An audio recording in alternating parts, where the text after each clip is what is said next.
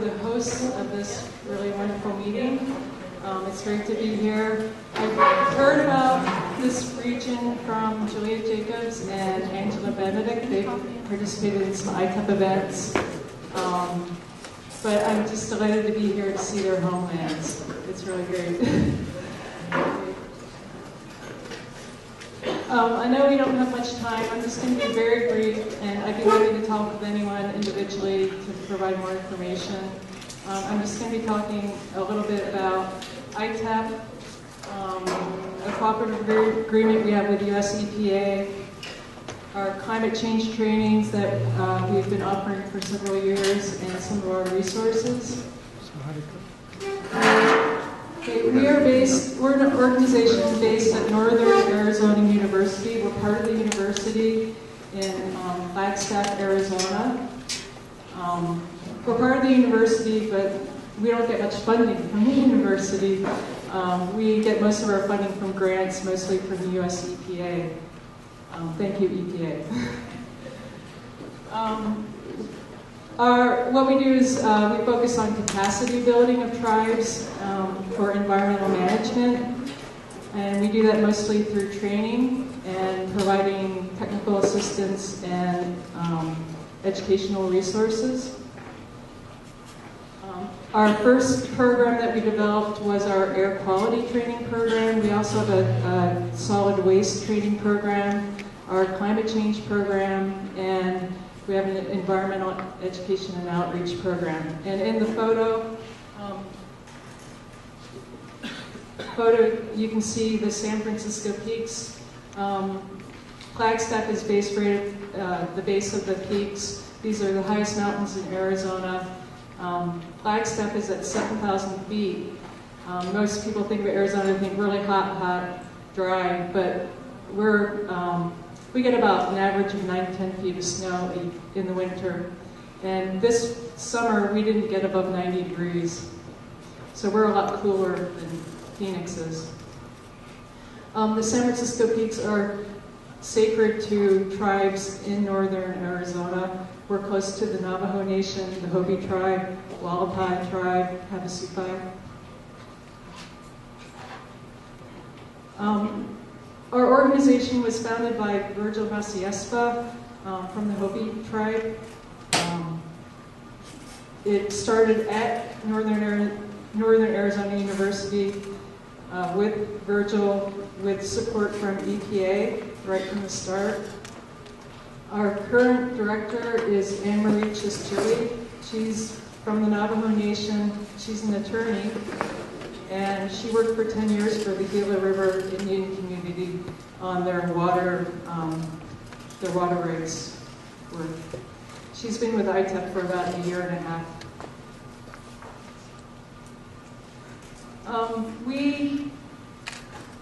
Our climate change program is our newest program.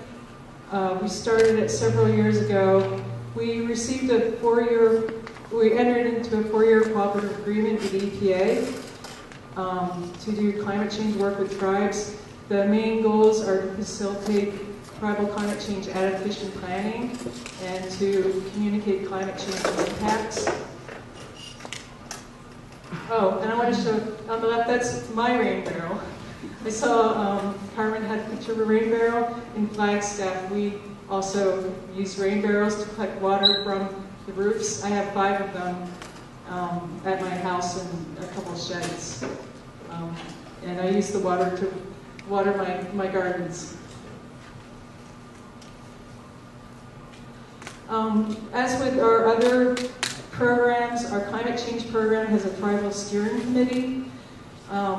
We really value the input from tribes in providing guidance for our programs, you know, what our programs look like. And so we have 5 tribal representatives of our committee. We have Dr. Margaret Keyser Red Steer, who is from the Crow tribe, but she works for the USGS and does work on the Navajo Nation. And she's doing really amazing work on climate change. We also have a professor from NAU, and then we have a couple of people from EPA on our committee.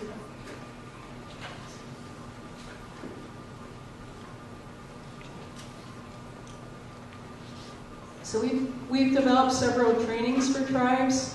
The first one we developed was Climate Change on Tribal Lands, which focuses on the impacts of climate change and on the basic science and traditional knowledge and outreach and education. And then the other training I first offered in 2010, I believe, on adaptation planning, and that's the training that I have support to offer right now. The other training, we don't have any funding to offer it anymore. The Climate Change Adaptation Planning training focuses on the process of adaptation planning, similar to what Bob was talking about from Alberta.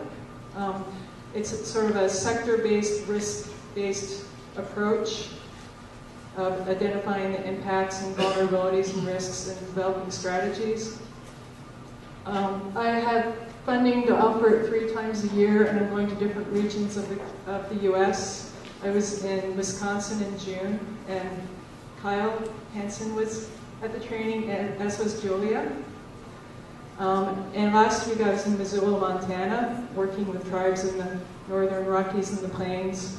And for the very first time, we had a Canadian First Nation at the training, which was really, really great. The Blood Tribe, who are located just north of Montana, across the border. So it's great to have them at the training. The trainings are offered to environmental and natural resource staff for tribes, although I have had other staff members attend. Like say, I've had people from the tribal health department, planning departments. I'm working on planning some more trainings, one in New Mexico, and then I'm going to Alaska in the spring. I had a request to do training up there.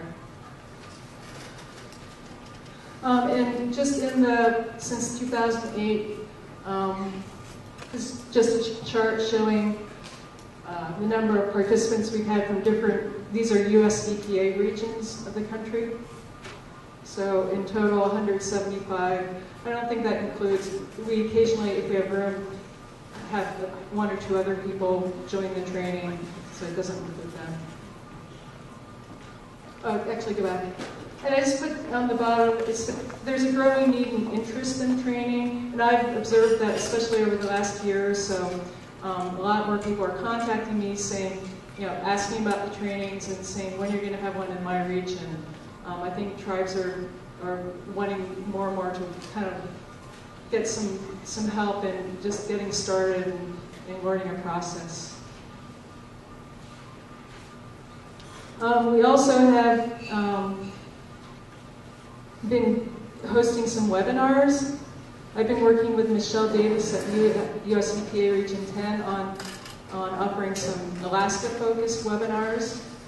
And we're doing that mostly on a quarterly basis, but we don't do it in the summer because we know people are busy with their subsistence activities. And then I also just started offering some other webinars for more general audience. Last year, or earlier, in the last year, I did a couple on the National Climate Assessment. Tony Sochi had mentioned that the climate assessment. I've been involved in it for the 2013 report. There's going to be a chapter on tribes. So me and the other team have been, well, we drafted a chapter and we gave a few webinars about that.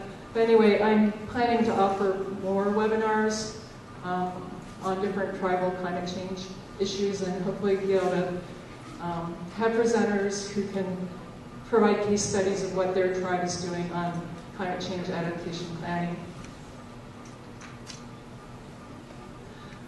Also with EPA support, we developed a Tribes and Climate Change website. So if you haven't gone to it, I encourage you to visit it. We have some just basic information about climate change impacts. We have a section on tribal profiles. These are case studies of tribes that are doing things on climate change, adaptation and or mitigation. And we are constantly developing more profiles and posting them on the website. So it's a good way to learn what some other tribes are doing and kind of lessons learned. We also have a section of resources. Right now, it's organized as web pages, but it's getting pretty unwieldy and it's just hard to navigate. So we're changing it into a searchable database. And it has a lot of kind of reports and guidebooks and things on climate change. Some of them are tribal specific, some are not. We have a take action page just with some links on how you can get information of how to contact your elected officials, some links to carbon calculators, things like that. And I have an upcoming events page where I list events that I've heard about on climate change, and a lot of them are tribal specific. In the resources area, I do have a funding page. When I hear of a funding opportunity that's relevant, I'll post it on there. The Tribal Climate Change newsletter is something we developed a few years ago, and it's just been really popular. I'm constantly getting more and more people wanting to receive it. It's a monthly newsletter. I have a section in the news of just some news stories of tribes being impacted by climate change or doing climate change projects. I have a section on technical resources, again, just a section of just reports and guides and things that might be of use to tribes. And then I have funding opportunities, upcoming events in there. And I have a sign-up sheet on the table in the back. If you want to receive the newsletter, I just ask for your name and who you work for and your email address.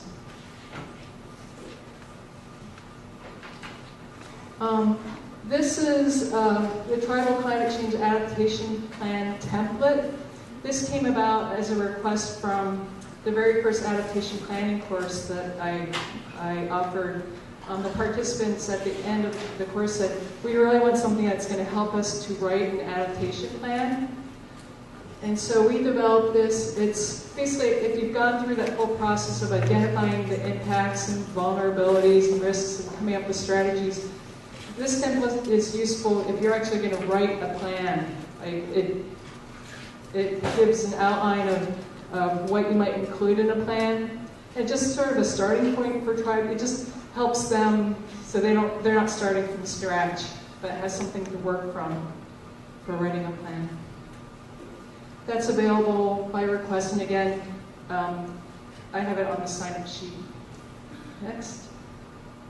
And then more recently, we were asked to develop a template for a tribal climate change resolution that a tribe could use if, say, they want their tribal council to pass a resolution on a climate change adaptation initiative. We just developed this template with some language that's climate change relevant that you could use if you want to draft a resolution for your tribal council.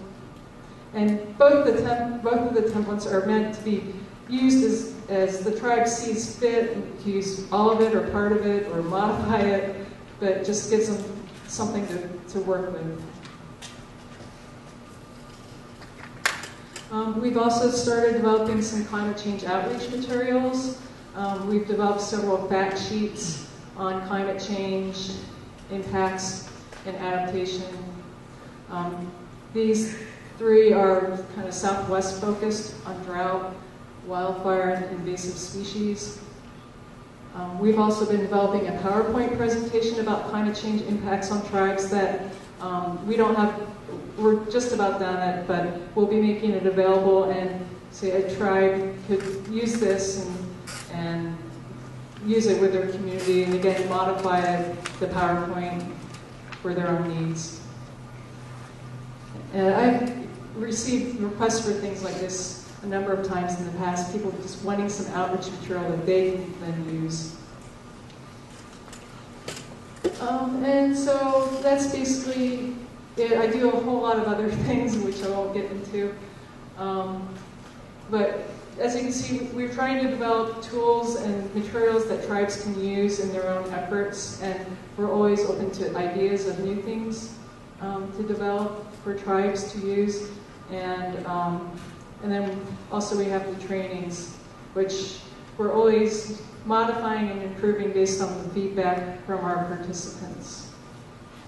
And if you're a U.S. tribe and you're doing some really cool work on climate change, you want to have a tribal profile developed, let me know, and ITEP can work on developing a profile. Right now, it's just U.S. tribes, so I don't mean to exclude the Canadians, but it's kind of set up for the U.S. And also, if you have suggestions for webinar topics or presenters, please let me know. And I'd be happy to answer any questions. I know we don't have much time, so I can take a quick question if anyone has one, and then talk to people individually.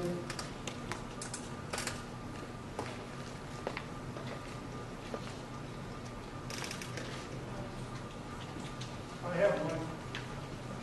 Actually, it's for everyone here. It's in regards, we were talking earlier, in regards to what you're doing. And what we found in our community is that we're living on small Indian reserves. Our traditional territory spans about a 30-mile radius. And we live on 2 small villages where we used to have about 10. And it's kind of funny that residential school took away a lot of our culture. And now we're coming full circle where we're getting all that strength back in our community. And now with the information age, it's taken that away from our children. That they'd rather be on video games than learning how to actually keep your culture strong. So coming full circle isn't working. It is and it isn't. And there's over 600 tribes in Canada, and I don't think there's 2 that are the same. So the work you have to do is a lot of work in the United States.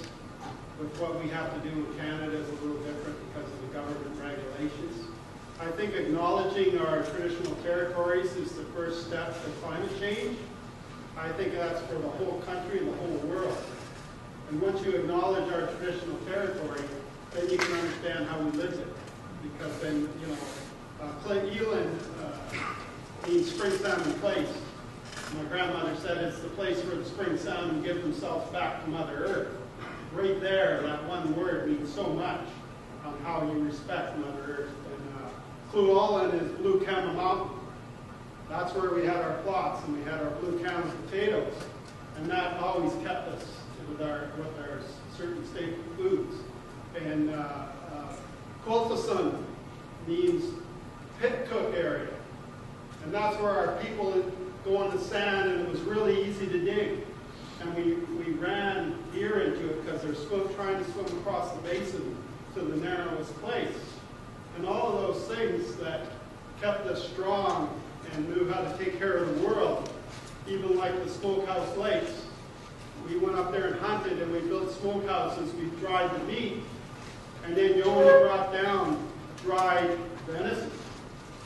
So when we talk about climate change and we talk about survival, all of our nations already got that.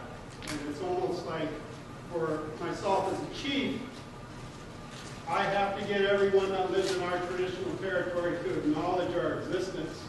And we have a treaty right that has not been honored in the last 150 years. So I think it starts from the top down. That is this government in Canada has to acknowledge us. And the people in our territory do acknowledge who we are, and we have a respect. And I think in the grassroots communities, you'll see a lot of that across Canada. But we need to see that change up top, because if we don't see that change on government, you're not going to see climate change. That's our thoughts. I'm not talking for anyone else. Aisha. Thank you for your comments. And yeah, I don't want to speak about U.S. leadership. Come on.